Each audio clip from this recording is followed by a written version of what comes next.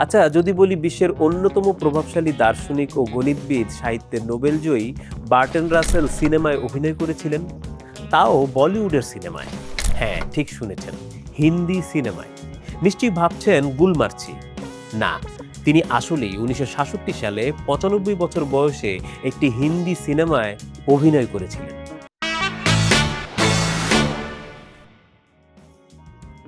1967 সালে মুক্তি পায় হিন্দি সিনেমা আমান। এই সিনেমায় কয়েক মিনিটের জন্য হাজির হয়েছিলেন বার্টন রাসেল। এটি ছিল তার জীবনের একমাত্র চলচ্চিত্রে অভিনয়। 1967 সালে তিনি বয়সের ভারে নুজ্জ।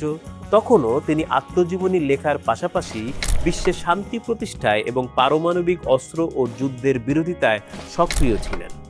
দ্বিতীয় বিশ্বযুদ্ধের পর জাপানের হিরোশিমা ও নাগাসাকিতে পারমাণবিক বোমা হামলার ভয়াবহতা তাকে ভীষণভাবে আঘাত করেছিল। তিনি হয়ে ওঠেন পারমাণবিক নিরস্ত্রীকরণের পক্ষের বলিষ্ঠ কণ্ঠস্বর। তার উদ্যোগেই গড়ে ওঠে বিখ্যাত রাসেল আইনস্টাইন ম্যানিফেস্টো। এই উদ্যোগই পরবর্তীতে যুদ্ধবিরোধী Pugwash conference on science and world অ্যাফেয়ার্সকে এগিয়ে নিয়ে যায়। রাসেলের যুদ্ধবিরোধী অবস্থান নিয়ে এত কথা বলার কারণ, তিনি যে হিন্দি সিনেমাটিতে ক্যামিও রোল করেছেন, সেই সিনেমাটিও ছিল যুদ্ধের বিরুদ্ধে। এভাবেই কোটি কোটি মানুষের ঘরে দেশ জুড়ে ফ্রিজ একটাই, ওয়ালটন। সিনেমার নাম আমান। আমান অর্থই শান্তি। এর পরিচালক মোহন কুমার। প্রধান চরিত্র ডাক্তার গৌতমের ভূমিকায় অভিনয় করেছেন রাজেন্দ্র কুমার। গৌতম লন্ডনে চিকিৎসা শাস্ত্রে পড়াশোনা শেষ করে জাপানে যেতে চান। তার লক্ষ্য হিরোশিমা ও নাগাসাকিতে পারমাণবিক বোমায় ক্ষতিগ্রস্ত মানুষদের চিকিৎসা সেবা দেওয়া। সেখানে যাওয়ার আগে তিনি বার্টন রাসেলের আশীর্বাদ নিতে যান।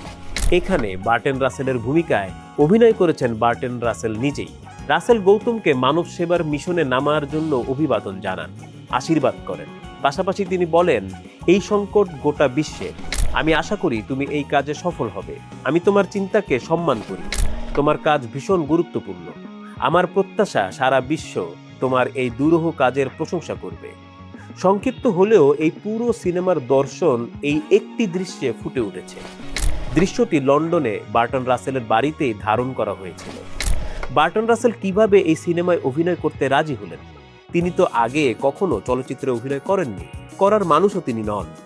আমান সিনেমার মূল বিষয় ছিল যুদ্ধের ভয়াবহতা এবং পারমাণবিক অস্ত্রের বিরুদ্ধে মানবতার আহ্বান।